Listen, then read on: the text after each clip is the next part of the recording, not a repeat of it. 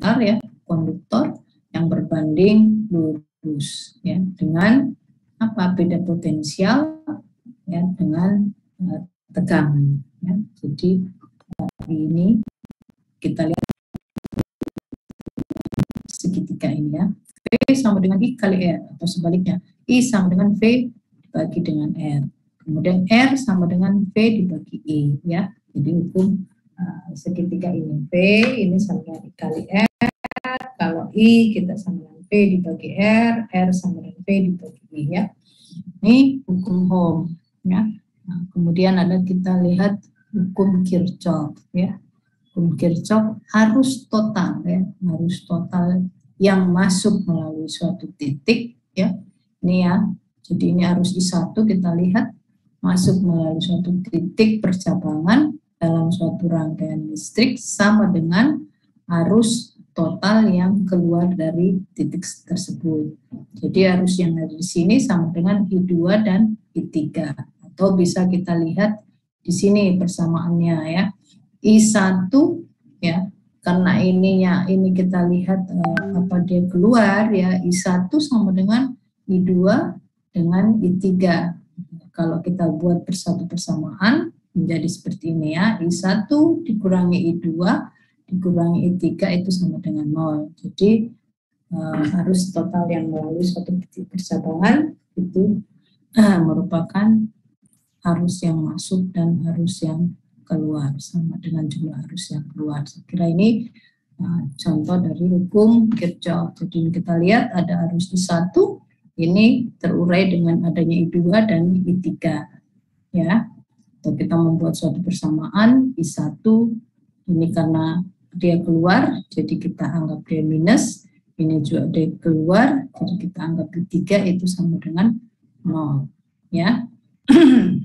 Kita pindahkan di sisi kanan, I1 sama dengan I2 ditambah I3. Ya. Kemudian kita lihat hukum Kirchhoff tegangan, beda potensial pada suatu rangkaian tertutup adalah 0 ya. Ini S1 ya dikurang P1 V2 itu sama dengan 0. Jadi jumlah tegangan ada di sini itu sama dengan jumlah tegangan yang ada sama dengan P1 ditambah P2 ya. Atau kita bisa lihat persamaannya seperti ini. Nah, E itu sama dengan, karena ini ada apa namanya, suatu sumber tegangan ya. Kalau kita samakan dengan kita pindahkan ke sisi kanan, berarti E sama dengan P1 ditambah dengan P2 ya. Intinya. Kemudian kita lihat daya listrik, bahasa Inggrisnya disebut electrical power ya. Jumlah energi ini bermustasa yang harus dikuasai ya. Jumlah energi yang diserap atau dihasilkan dalam suatu sirkuit ya. Jadi daya listrik adalah melalui hukum Ohm, kita bisa lihat rumusnya adalah V kali I atau I kuadrat kali R atau V kuadrat per R ya. Ini yang sudah ada di kepala untuk jurusan teknik elektro ya. Ini kita tentunya mengetahui, mengingatkan kembali bahwa bagaimanapun dalam suatu rangkaian yang kompleks tentunya kita harus memahami bagaimana rangkaian itu menyusun resistansi ya, atau kapasitansi ya. Nah, kalau R ya, kalau R kita lihat di sini ini bentuknya adalah di seri ya. Ini adalah paralel ya. Terus nah, ini kita lihat ya. Ini saya mengulang kembali. R di seri ini artinya apa? R total yang ada pada rangkaian ini adalah R1 ditambah R2 ditambah R3.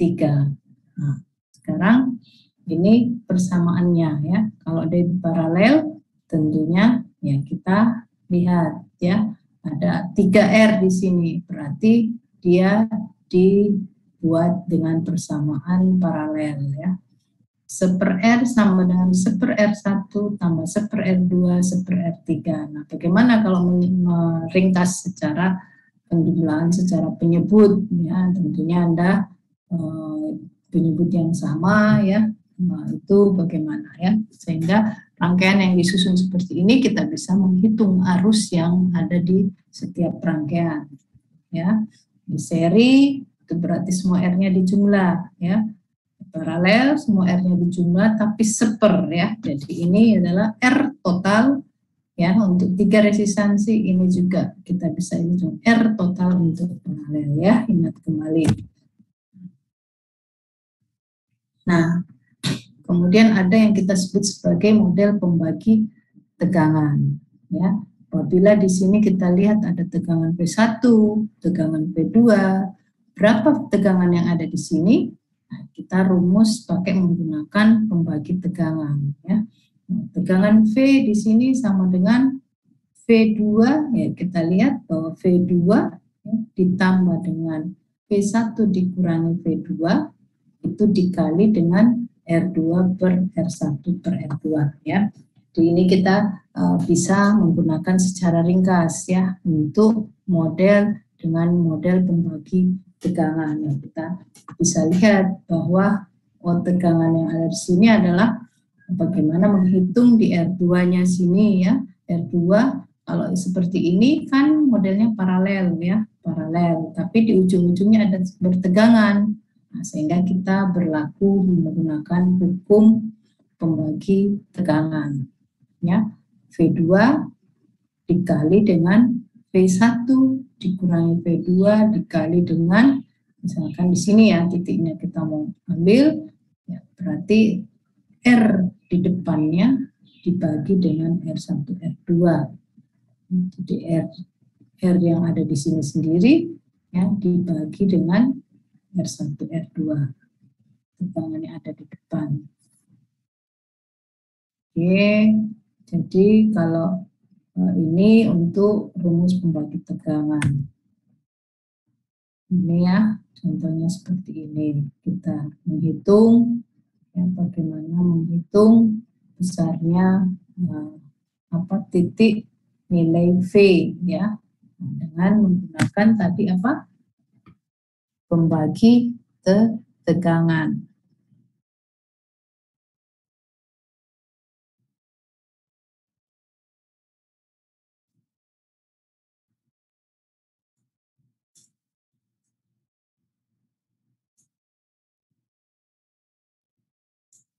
Karena kita mau menghitung, misalkan kita mengambil satu posisi di sini, ya, berarti kita mengambil titik V itu berada di R2, ya, berarti kita ambil V2 ditambah dengan, ya, tentunya V1 dan V2, ini V2 berarti ada R2 di sini, ya, bagi dengan paralel R1 R2.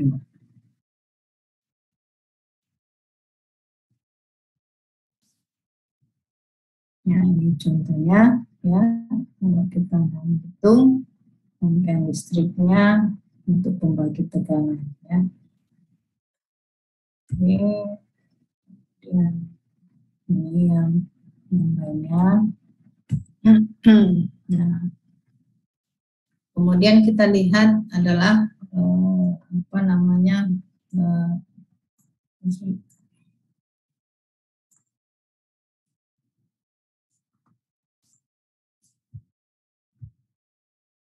sinusoidal, ya. Periode dapat didefinisikan sebagai waktu yang dibutuhkan untuk menghasilkan satu siklus pengulangan gelombang atau getaran yang kita sebut sebagai periode, ya. Nah, jadi frekuensi itu tentunya kita lihat dari rumus ini saja, ya, pasti semua ingat, ya.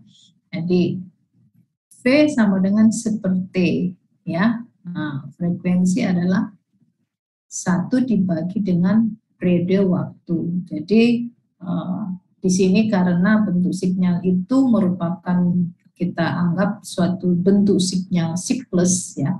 Nah, ini adalah bentuk sinyal sinusoidal, ya. Ini kita bisa bangkitkan ya. Ini kita biasa sebut sebagai sinyal AC ya, sinyal sinusoidal. Nah, kalau dia punya bentuknya sinyalnya seperti ini, berarti dia mempunyai apa? Mempunyai frekuensi ya, karena ada, kita lihat satu siklus sampai sini tentunya ada periode ya, T-nya ya. Kita bisa hitung berapa frekuensinya ya, karena frekuensi sama dengan seperti ya, sehingga kemarin kita bisa lihat melalui praktek apa, menggunakan apa namanya, osiloskop ya.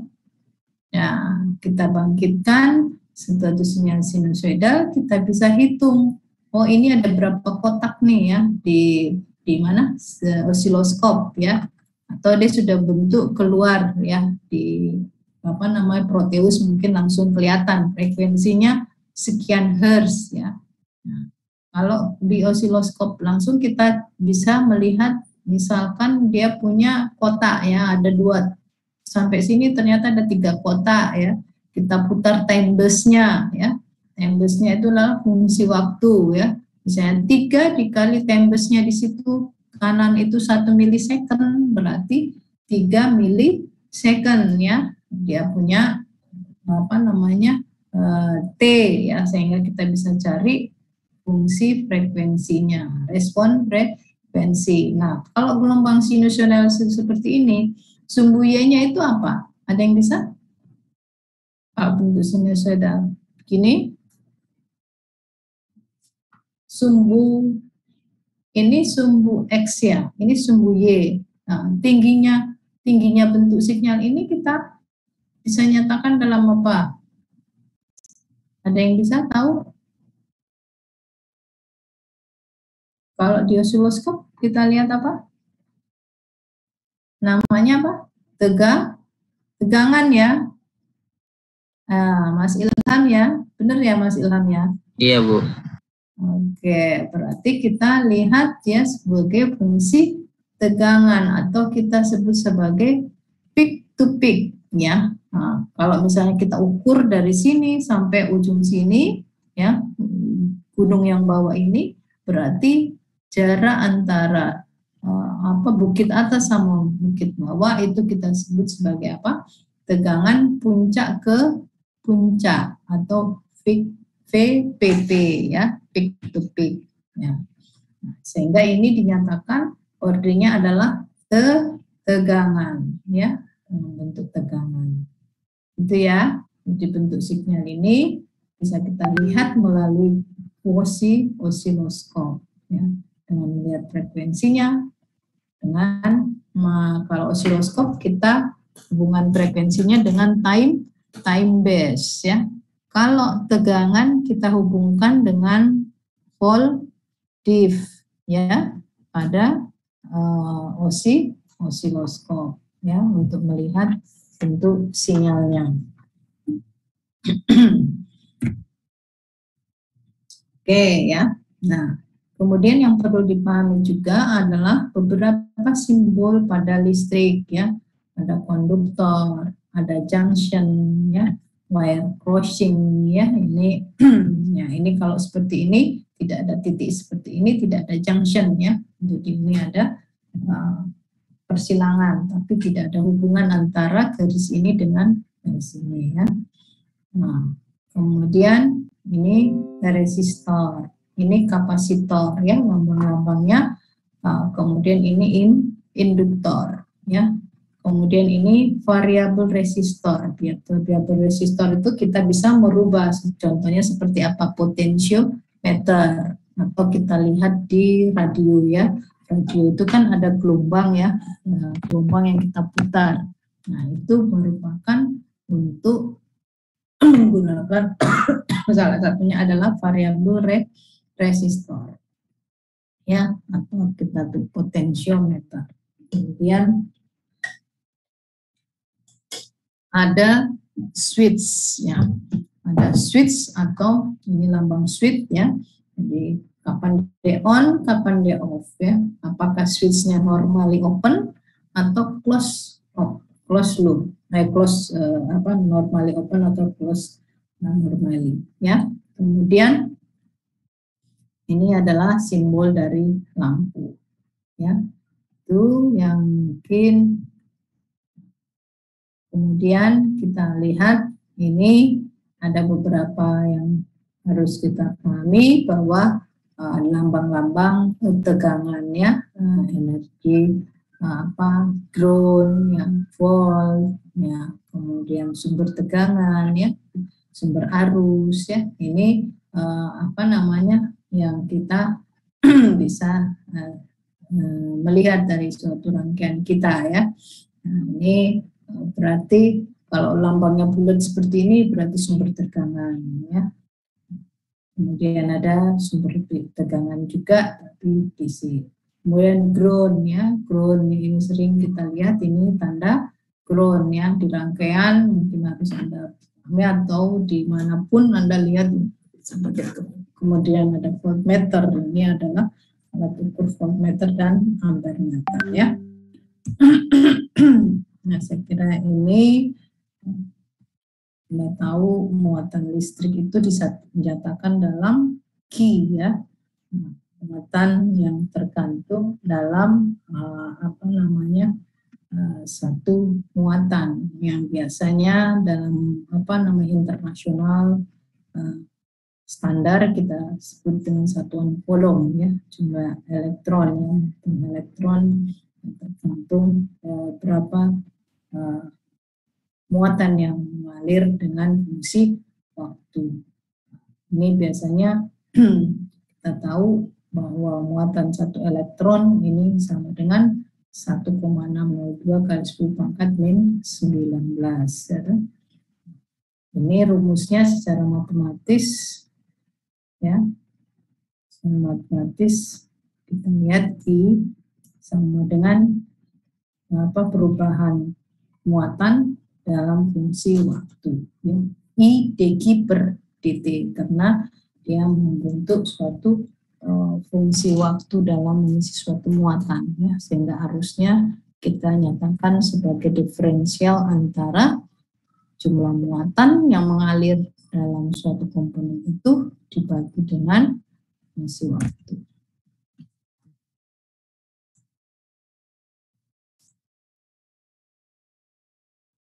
Ya. Kemudian, ya, ini saya kira kalau kita mau bercerita tentang tegangan yang sering disebutnya beda potensial atau voltage, ini kita mengartikan bagaimana memindahkan satuan muatan, ya, suatu kolom, ya, dalam satu kolom pada sebuah elemen yang diukur dalam satuannya volt, ya. Nah, ini kita lihat bahwa fungsi secara matematisnya adalah perubahan dari fungsi daya dibagi dengan jumlah muatan, ya, V dW per dq asalnya. Ini nanti diturunkan menjadi V per E. Ini kemudian kita lihat daya, ya, itu bagaimana energi yang tadi Anda bilang tadi, energi atau diserap persatuan waktu, ukurannya dalam watt. Nah, tentunya ini yang secara dasar, ya, kita lihat bahwa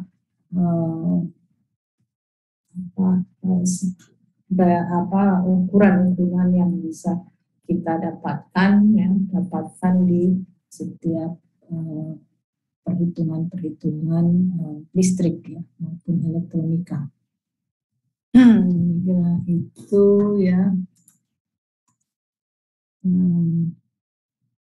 yang dasar yang harus saya ulang, ya, diinformasikan, ya, sehingga beberapa rangkaian yang kita kemarin, ya, share ada beberapa perhitungan daya berapa besar tegangan yang mengalir dalam suatu rangkaian, di mana kemarin ada beberapa komponen antara lain transistor, ya, transistor termasuk suatu jenis komponen yang aktif ya. Nah, dia dipicu dengan sumber daya dan daya aktif. Apakah dia dijadikan sebagai switch atau penguat daya ya. Sehingga transistor itu ada yang kita terakhir sebutkan transistor yang pengaruhnya terhadap efek medan ya, yang kita sebut sebagai tipe transistor field effect transistor atau FET ya, mempunyai fungsi yang hampir sama ya dengan transistor bipolar. Nah, yang kemarin sebelumnya pertemuan sebelumnya kita membahas karakteristik transistor yang bipolar. Kemudian kita lanjutkan dengan transistor jadi komponen tadi ya, selain induktor, kapasitor, resistansi ya. Nah, ada satu komponen yang di dalamnya yang kita terdiri dari komponen-komponen itu yang kita sebut sebagai transistor ya. Nah, kemudian ada tipe transistor bipolar atau transistor efek medan yang kita sebut sebagai FET yang terakhir ya. Nah, perbedaan dari kedua jenis transistor itu adalah kalau transistor bipolar itu harus harus outputnya kita sebut sebagai pada kolektor ya, DC, itu yang dikendalikan oleh arus basis ya. Nah, jadi kemarin kita lihat ada beberapa video, prinsip kerjanya itu hampir sama kayak keran ya. Di IP-nya itu mengendalikan arus input ya sebagai kerannya ya. Sedangkan kalau transistor tipe FET ya, itu arus outputnya ada dikendalikan oleh tegangan arus output kita sebut sebagai ID ya, drain ya, kan ada 3 ya, drain, source ya. Kemudian apalagi kita sebutnya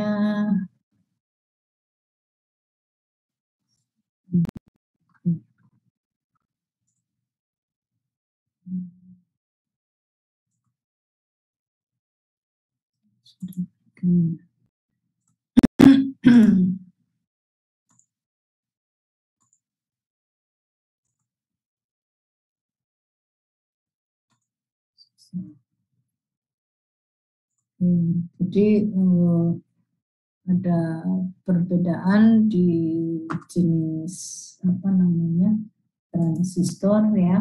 Kalau di FET itu kita kenal sebagai 3 kaki juga ya. Ada G, ada S, ada D ya. Ada drain, source, dan apalagi satu ada yang sudah baca ya, gate ya. Jadi membedakannya di situ ya, sehingga kita lihat bahwa kalau pada transistor bipolar biasa ya, kita sebut sebagai pengendalinya ada di arus basis ya. Nah, ini kita di drainnya ya, drain, gate, source ya, membedakan kaki-kakinya. Nah, banyak menyatakan bahwa keunggulan daripada tipe transistor daripada FET ini itu lebih unggul dibanding bipolar ya, karena dia mempunyai konstruksi ya, pengaruh temperatur itu yang yang stabil ya. Kemudian lebih mudah pembuatannya, pemahaman saya seperti itu, sehingga FET ini banyak digunakan ya, karena dia mempunyai noise yang kecil juga ya. Jadi lebih kecil dibanding tipe transistor bipolar, ya. Sehingga kemarin mungkin bisa membaca, ya, jadi transistor yang yang FET ini tentunya dengan mempunyai keunggulan yang bagus sehingga banyak digunakan di berbagai implementasi. Nah, sama juga ya dengan transistor bipolar, ya, komponen JFET ini mempunyai tadi 3 terminal yang dapat mengontrol itu. Nah, kemudian apa namanya yang mungkin kita lihat bahwa bahan daripada FET ini juga terbuat dari transistor yang kita kenal jenis NPN maupun PNP, yaitu komponen-komponen yang mengisi setiap N, P, dan N dan P, ya. Itu juga ada pada tipe FET, ya. Cuma pola, ya, konstruksi dari komponen FET ini itu lebih simpel, ya, dibanding kita lihat dengan kondisi transistor bipolar yang seperti biasa. Dan fungsinya sama, ya, fungsinya sama, dan kurva ataupun prinsip kerja dari karakteristik dari JFET yang kita baca, ya, itu hampir sama dengan transistor bipolar, ya, yang mempunyai grafik, ya, berapa besar IC, IP, yaitu kalau di JFET dia cuma membedakan simbolnya saja, ya, ID, ya, tegangan pada kurva hubungan antara, kalau kurva transistor bipolar itu kan IC, ya, sumbu X-nya, sumbu Y-nya, ya. Kalau di JFET itu ID-nya, ya, drain-nya harus D, dan sumbu X-nya itu kalau di mana di bipolar itu VCE, ya. Nah, kalau di JFET itu adalah VDS, ya. Kemudian berapa besar IB masing-masing, itu untuk transistor bipolar, ya. Nah, kita hitung IB-nya berapa. Kalau di karakteristik JFET kita hitung berapa VGS-nya, ya kan? Sama. Itu untuk pengertian, mungkin saya kemarin materinya.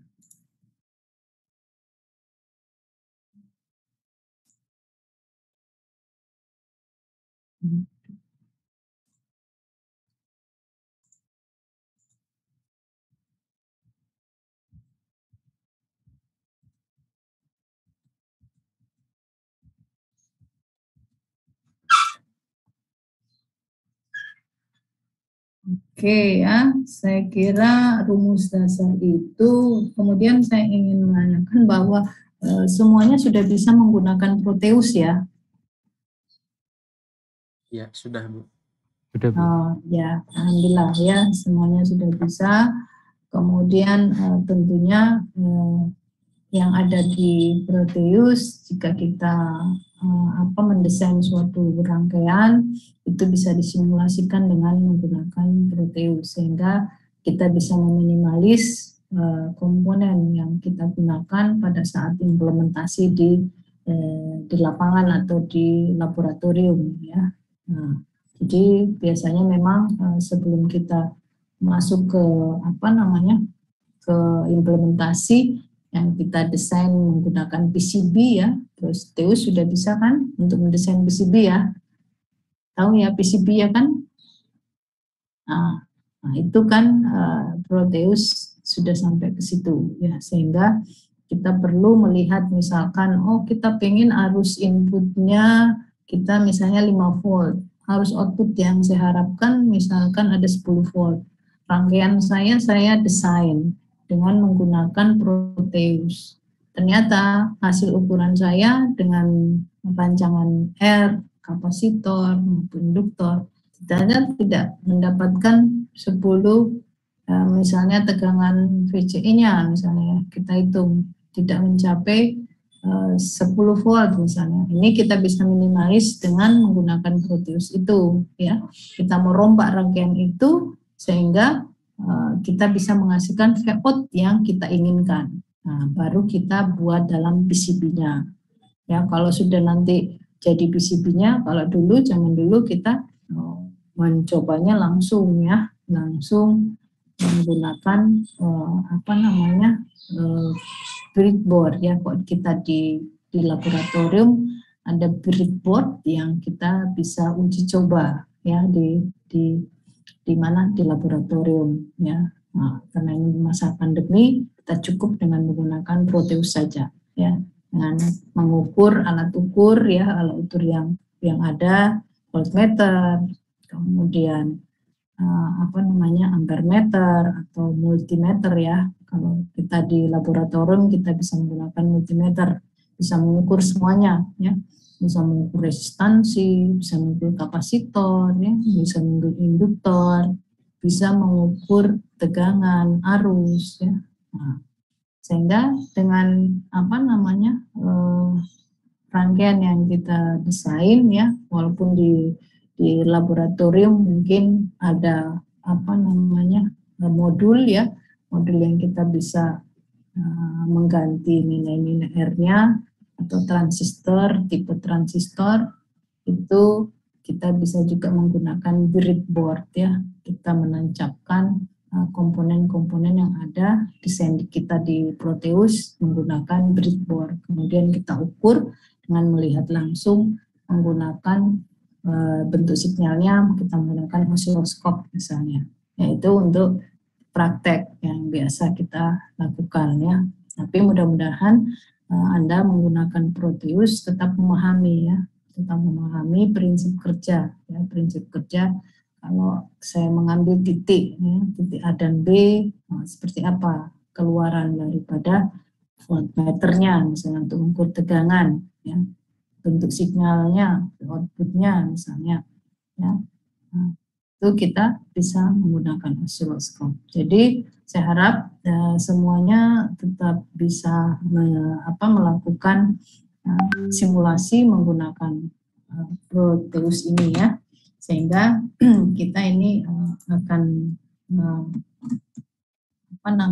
UAS ya, UAS dalam penggunaan Proteus.